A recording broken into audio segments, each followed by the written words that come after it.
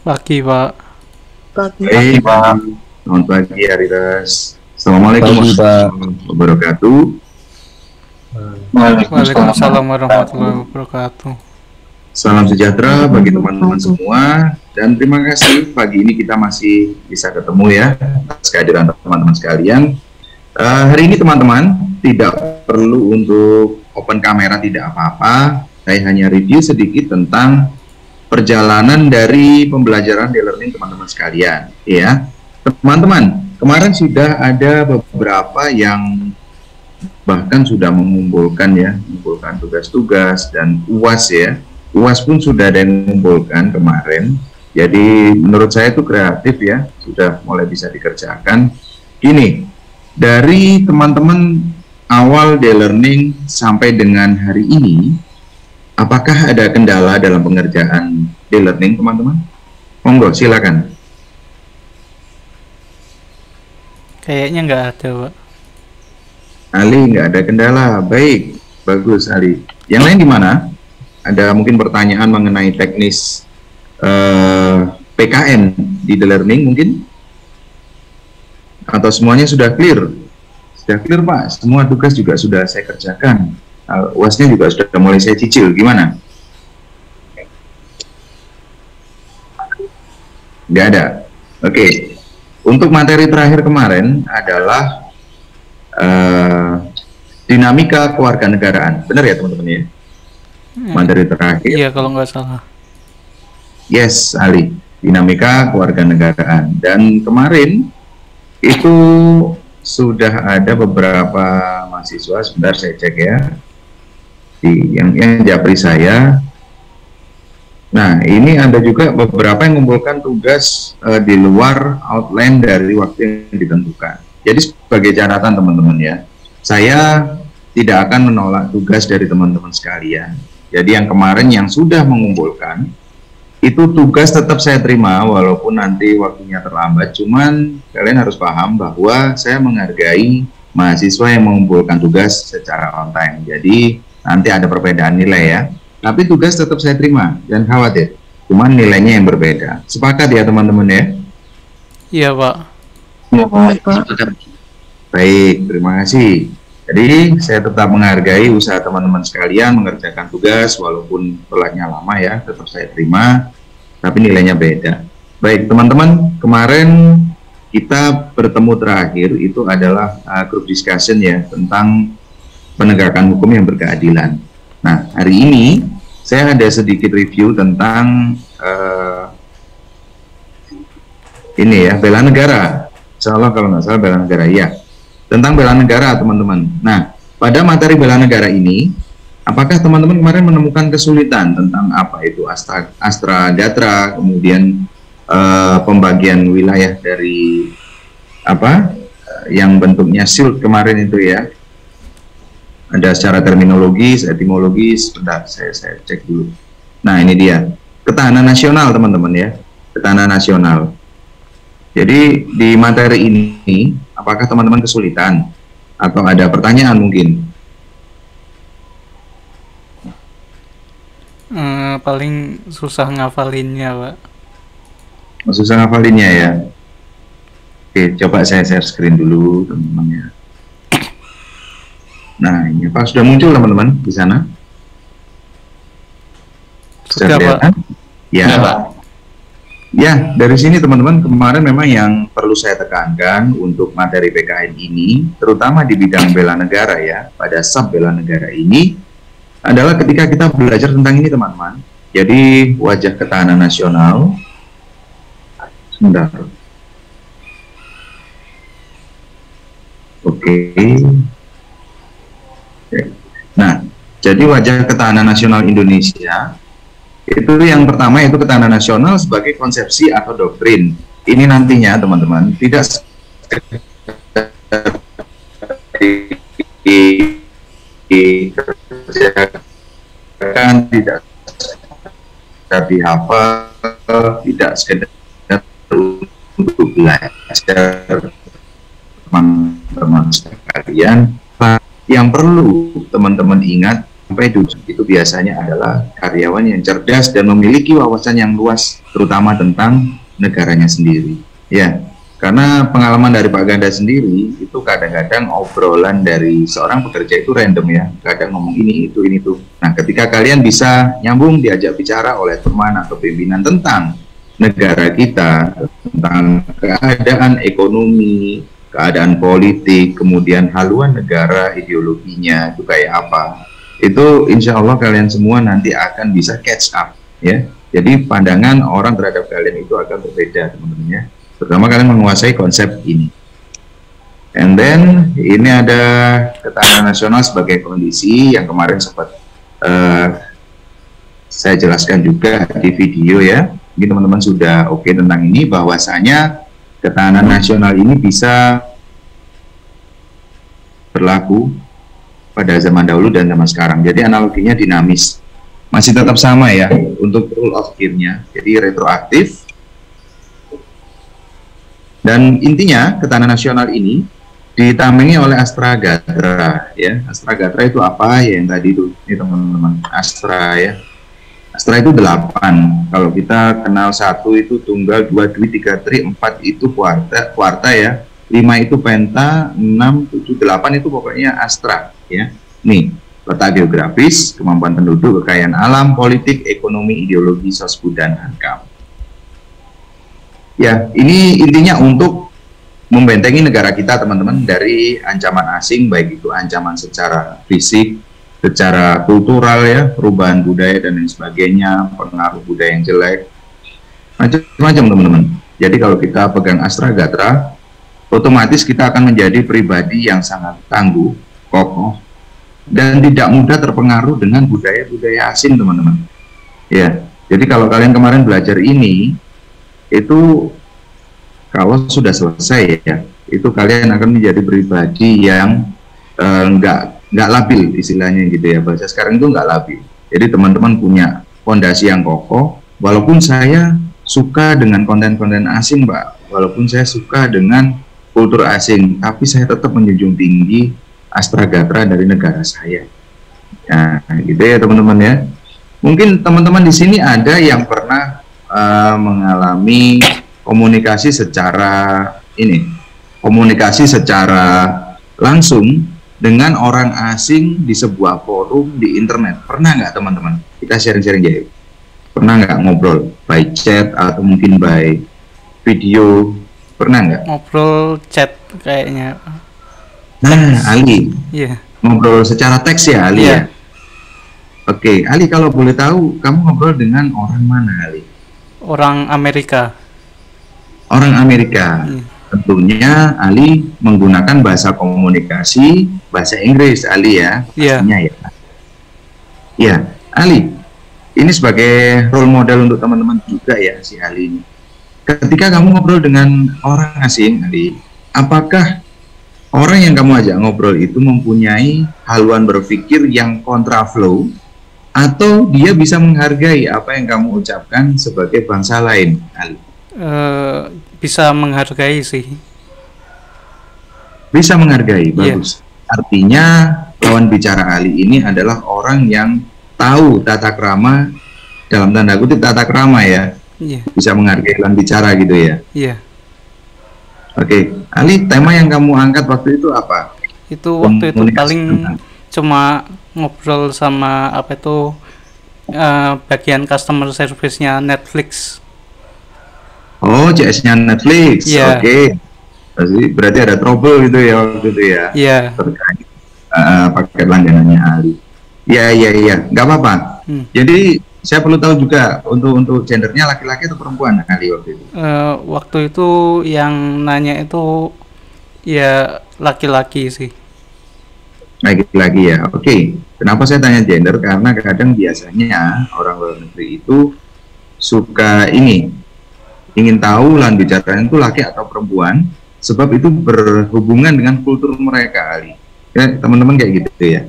Saya pernah ada pengalaman, jadi komunikasi di sebuah forum ini ya, forum pembuatan ini apa namanya, programming ya, forum game RPG gitu ya. Saya bikin game RPG juga.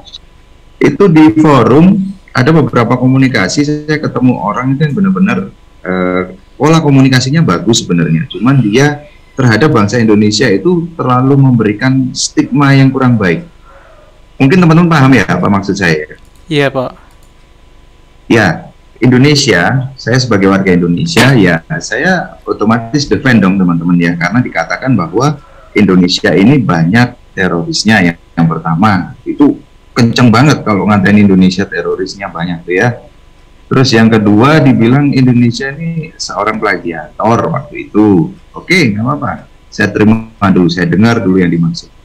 Cuma saya katakan bahwa Indonesia ini tidak bisa dipukul rata bahwa satu image yang timbul secara internasional itu adalah orang Indonesia. Betul gitu ya teman-teman ya? Iya, padahal tiap negara kan punya kelebihan dan kekurangan masing-masing ya.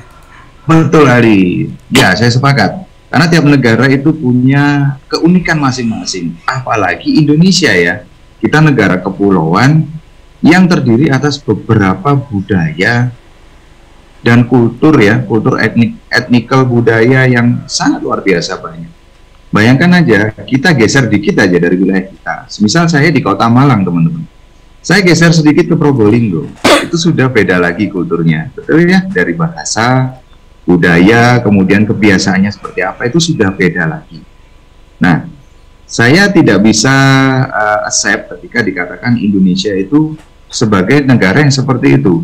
Karena kita ini multikultural, dan juga di sini kan nggak cuma orang Indonesia aja ya, juga ada orang dari suku lain, dari ras lain. Ada, kita punya Chinese, kita punya Arabic ya, kita juga punya banyak macam-macam.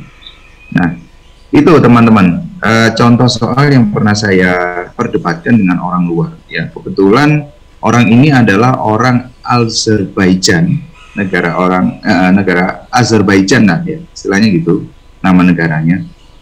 Nah ini kolot banget, sulit teman-teman ya, sulit untuk diajak komunikasi. Akhirnya saya dan tim memutuskan untuk tidak bekerja sama dengan tim kreatifnya mereka, karena bagi saya dan tim, kesatuan Indonesia itu sangat penting ya. Teman-teman juga sebagai contoh, nanti ke depan kalau memang ada proyek besar gitu ya, yang urusannya dengan cuan yang lumayan, tetap teman-teman jangan mengorbankan harga diri kalian sebagai bangsa Indonesia. Kasihan pendahulu kita nantinya. Kurang lebih itu pertahanan nasional ya, ketahanan negara yang saya lakukan ketika saya berhadapan dengan orang asing, dalam artian saya pertahanan di Astra Gadra seperti tadi itu. Kurang lebih gitu teman-teman. Ali, good story. Mungkin teman-teman ada yang lain yang pernah ngobrol dengan warga asing atau warga luar negeri ya, yang sekiranya Pak saya punya pengalaman yang kurang enak Pak terhadap orang asing. Atau mungkin saya pernah debat Pak di sebuah forum, mungkin di 9gag atau di mana. Mungkin ada teman-teman. Saya Pak. Ayo monggo Willy, silakan. Jadi gini Pak, saya kan pernah komunikasi sama orang luar tangga ya, orang Malaysia gitu Pak. Baik. Hari itu nggak salah lagi mabar, main game bareng kan, ketemu sama orang Malaysia. Terus sama ditanya-tanyain asal mana gitu. Terus saya jawab dari Indonesia kan. Iya. Terus ditanya-tanyain Indonesia bagian mana. Kebetulan kan saya kan orang Indonesia bagian Kalimantan. Jadi dia ini satu pulau sama saya Pak. Dia daerah Sabah, saya kan daerah Kalimantan gitu.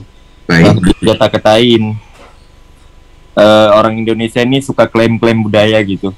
Nah dari situ kan saya kan main sama teman saya juga kan yang orangnya agak sensian gitu. Debatin lah gini gitu sampai akhirnya saling rasis gitu Pak. Ya. Benar Billy, kalau memang ditanggapi ya, kalau kita tanggepin mereka, terus kita kasih panggung buat mereka untuk show off, itu pasti akan yang terjadi adalah debat racism. Iya Pak. Itu wajar sih Will, karena orang luar juga kan kita nggak tahu ya karakternya seperti apa, kemudian dia usianya berapa, range-nya, pola pikirnya kayak gimana.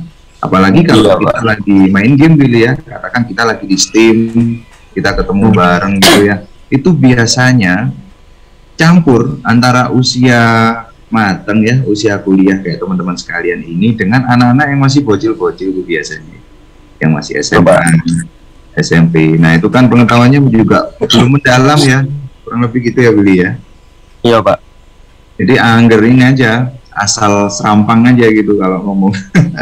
Makanya kita kalau lagi selancar secara online, kita udah pakai headset, kita udah pakai VR, atau kita ketemu dengan orang lain di negara lain, lebih baik kita pinter-pinter menata hati.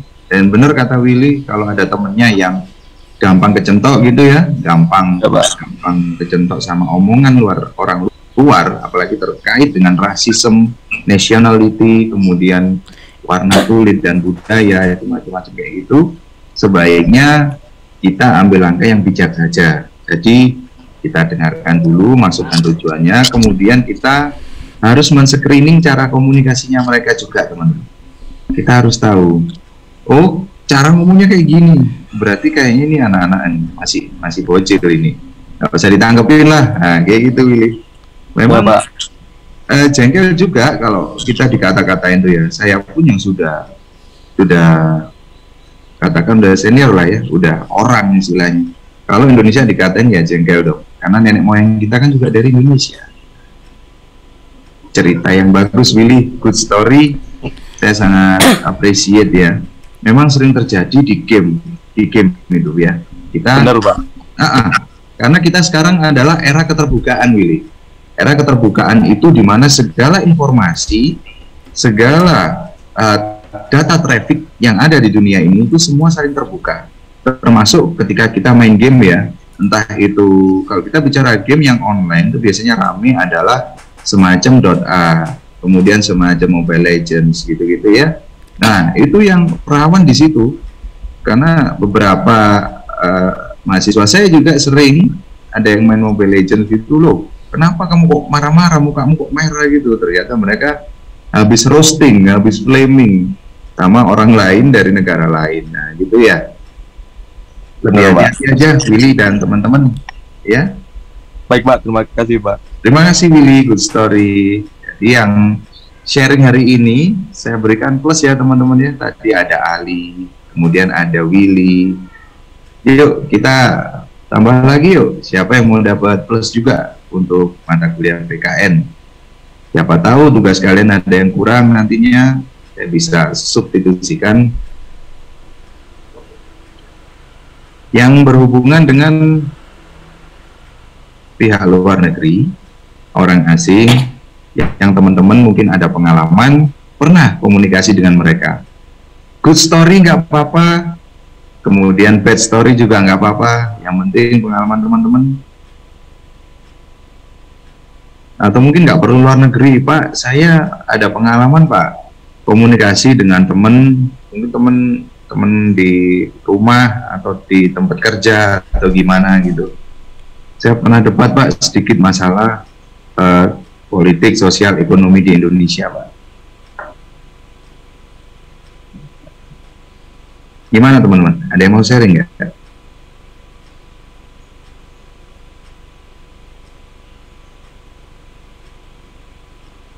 Oke, kalau belum ada yang mau sharing, artinya saya anggap teman-teman sudah mulai paham dengan materi ketahanan negara ya, bela negara ya. Teman-teman, saya mau tanya, apabila negara ini review aja di materi ya, apabila negara ini membutuhkan kalian sebagai garda depan, termasuk saya ya, sebagai garda depan ketika negara ini darurat, apa yang akan kalian lakukan? Jawaban bebas saja, ada nilainya. Monggo, silakan.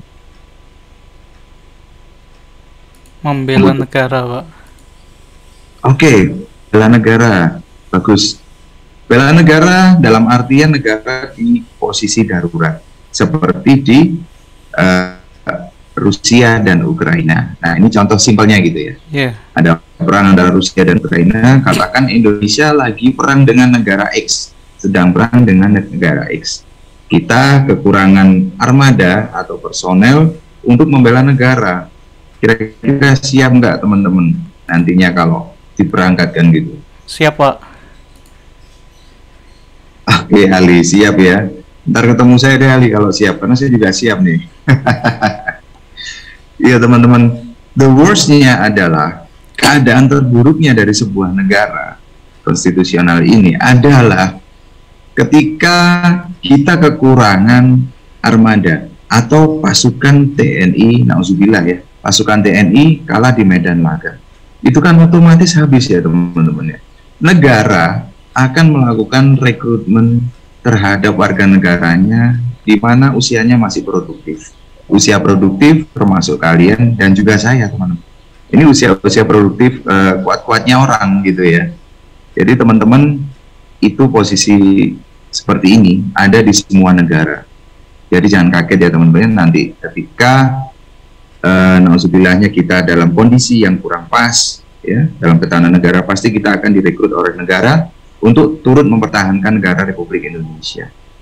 Nah, yang terjadi kemarin adalah di Ukraina dan Rusia, itu adalah mobilisasi, dikatakan sebagai mobilisasi.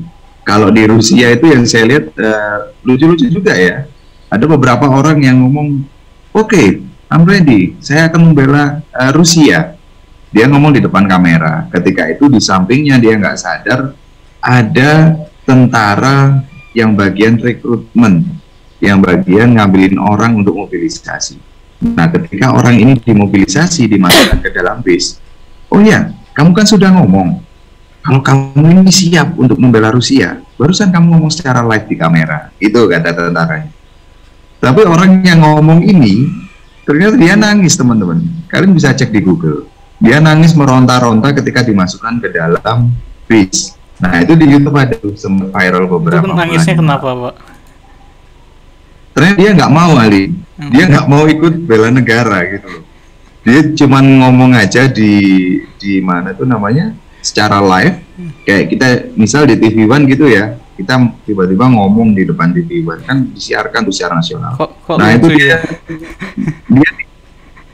iya, silakan aja di YouTube ada itu. Jadi dia itu denial ya, dia menolak, enggak, saya nggak siap kalau malam ini, saya harus persiapan dulu. Nah, kalau persiapan dulu, asumsi dari tentara Rusia bahwasanya persiapan dulu, kamu ntar kabur ini besok ini, kamu cuma pengen tenar ya, mungkin seperti itu ya. Jadi banyak peristiwa seperti itu teman-teman, itu tuh nggak bagus juga kalau kita memang sudah oke, ya udah kita gas, kita berangkat gitu teman-teman ya. Ya teman-teman, itu gambaran dari situasi dan kondisi di luar negeri, dan juga saya tadi berikan gambaran dari dalam negeri juga, bahwasanya di dunia kerja itu teman-teman harus punya wawasan yang baik, wawasan yang luas, terutama tentang negara kalian sendiri teman. Boleh kalian punya library di kepala kalian tentang luar negeri, tentang apapun boleh, tapi keep dulu, karena sebenarnya yang paling digunakan dan sering dikomunikasikan oleh orang di sekitar kita adalah wawasan tentang negara kita sendiri. Kalian akan memberikan itu nanti di dunia kerja ya. Oke teman-teman, sampai sini di bela negara. Kemudian untuk materi setelah bela negara adalah apa kemarin Ari? Setelah bela negara kita ada, bentar saya cek. Seperti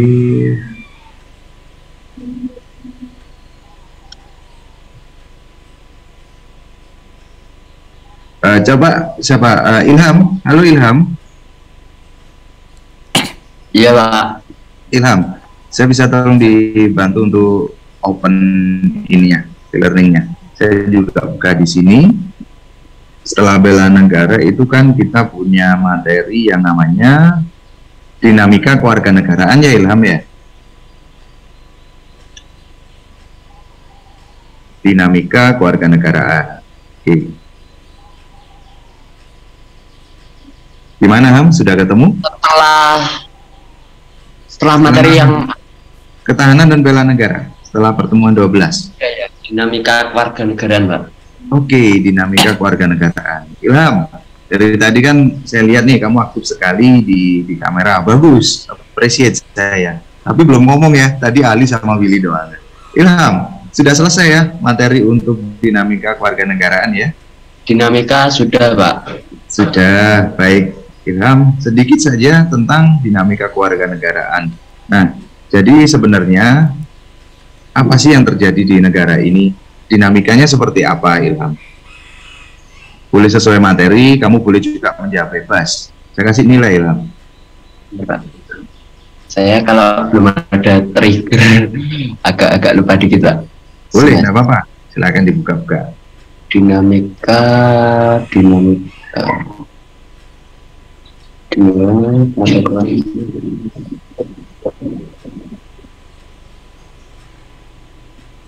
Tapi case-nya sudah dikerjakan ya? Oh, ya sudah, Pak. Yes, ayo Ilham. Gimana? Pemerintahan. Ya, mungkin untuk ini aneh, Pak, sekedar mengikuti perkembangan ya, Pak ya. Boleh, silakan. Kalau di zaman kayak eranya Pak Soeharto dan eranya sampai sekarang itu kan pasti perbedaan, istilahnya gini Pak, beda apa ya, beda kebijakan, pasti beda pola pikir dalam lingkup bermasyarakatnya. Betul, beda juga gaya kepemimpinannya ya. Ya, yes. Betul Pak. Terus Sam, saya dengerin nih. Jadi perbedaan kayak kepemimpinan itu pengaruhnya juga pada perilaku sosial di masyarakat gitu ya. Ya.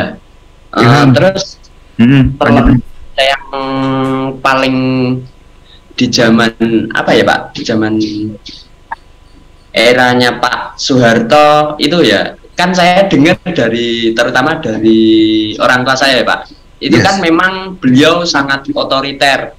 Cuma apa ya, seperti kehidupan ekonominya di masa itu sangat mudah Pak daripada eranya sekarang.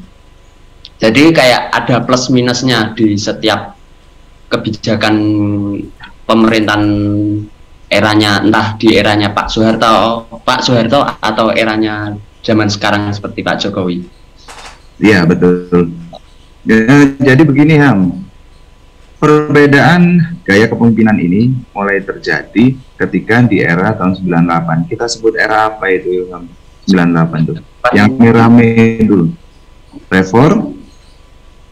Reformasi. Ya, sejak era reformasi ya. Jadi sejak era reformasi ini itu mulai ada transformasi dari gaya kepemimpinan, di mana kepemimpinan yang pertama itu dikatakan dalam versinya era reformasi ya, Pak Harto ini dikatakan sebagai pola kepemimpinan yang otoriter. Ya.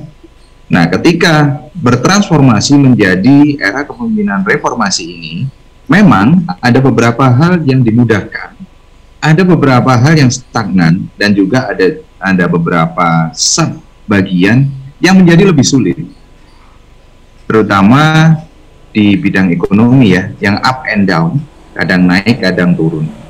Nah, mungkin masyarakat kita ini Ilham selama ini masih belum terbiasa ya, transisi dari eranya Pak Harto. Bayangkan berapa tahun itu ya Pak Harto ya, 32 tahun ya berkuasa ya. Iya. 32 tahun ibaratnya sudah mendarah daging kepada orang tua kita.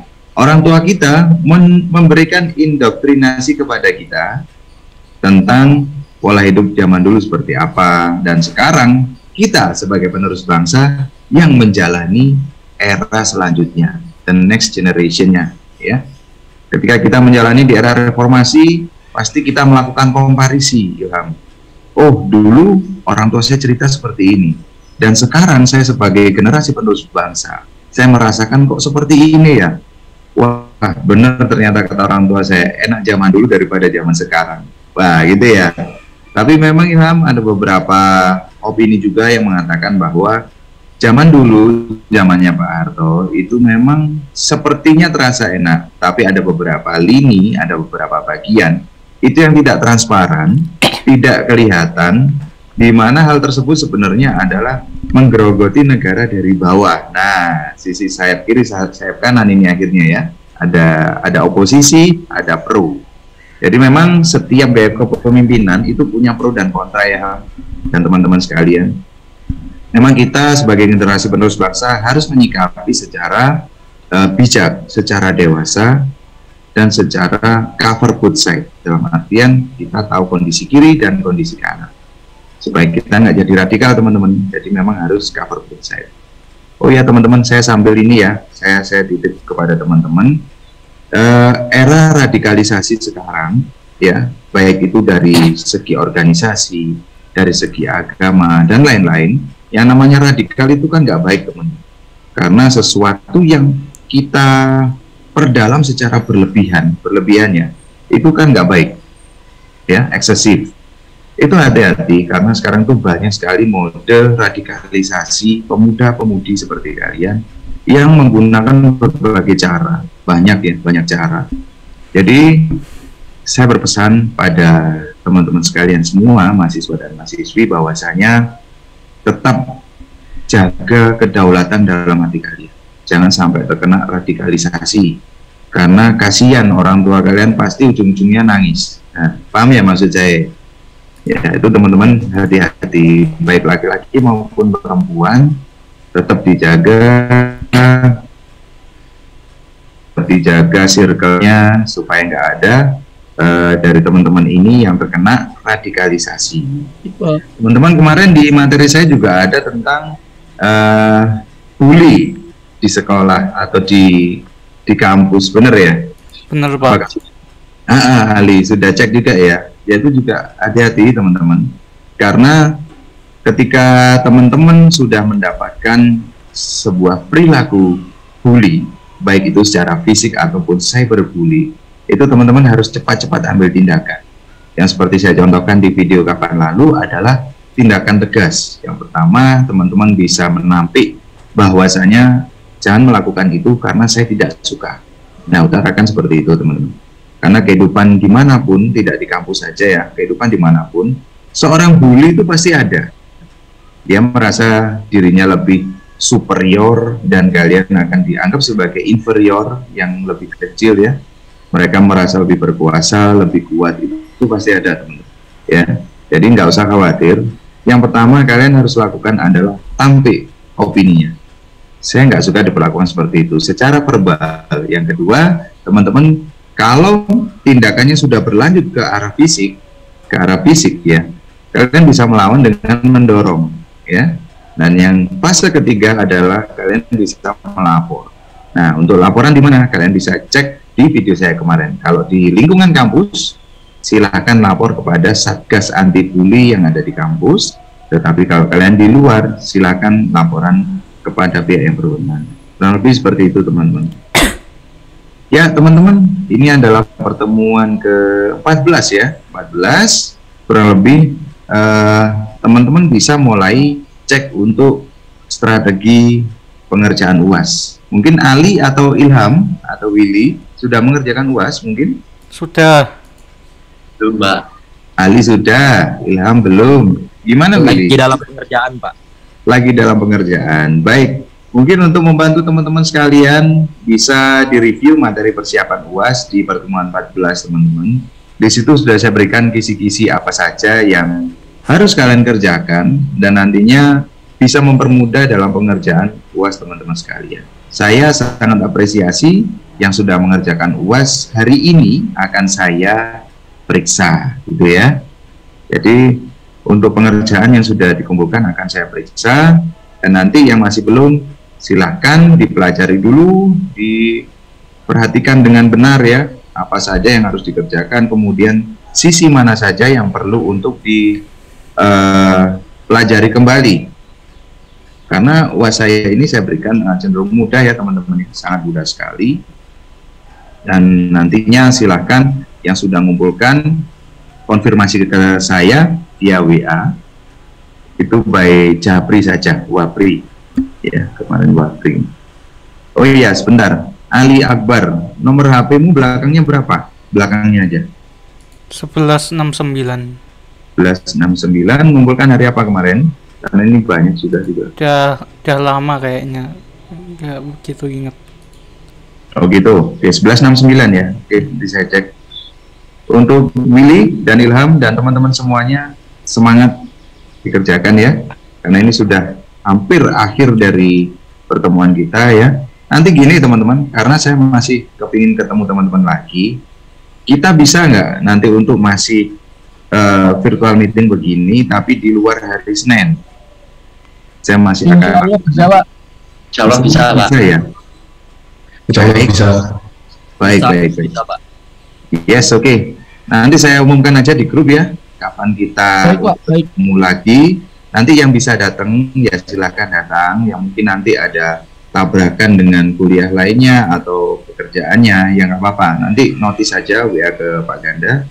Pak, saya maaf nggak bisa datang begini-begini gitu ya. Ya Pak. Baik, Pak. Oke, baik teman-teman. Silahkan untuk melanjutkan progress di learningnya. Saya kira untuk pertemuan pagi ini cukup sekian dulu ya teman-teman ya. Kita ketemu lagi, nanti saya informasikan di grup kapan kita ketemu dalam minggu ini ya pastinya. Karena saya masih ingin ketemu mungkin dua pertemuan lagi atau 3 ya. Ya teman-teman, mungkin ada yang ditanyakan atau disampaikan, mumpung kita masih ketemu. Oke, Silvi, chatnya bisa Pak. Oke, baik. Saya Pak mau bertanya. Oke, Fajar, silakan. Saya kan ketinggalan informasi ini. Untuk terakhir kali pengumpulan tanggal berapa Pak? Kalian bisa mengumpulkan untuk UAS itu sampai hari hanya UAS terakhir itu. Jadi ketika harinya UAS itu bisa dikumpulkan. Masih panjang ya teman-teman ya. Silakan dikerjakan. Give me the best teman-teman. Berikan saya yang terbaik ya. Baik, Pak. Baik Pak, terima kasih Pak. Sama-sama. Oke teman-teman, terima kasih teman-teman atas pertemuan pagi ini. Saya tutup dulu ya pertemuan pagi ini, kita review sedikit aja. Dan wabillahi taufiq wal hidayah. Wassalamualaikum warahmatullahi wabarakatuh. Waalaikumsalam warahmatullahi wabarakatuh. Sampai ketemu teman-teman, saya Liv ya. Terima kasih. Makasih Pak.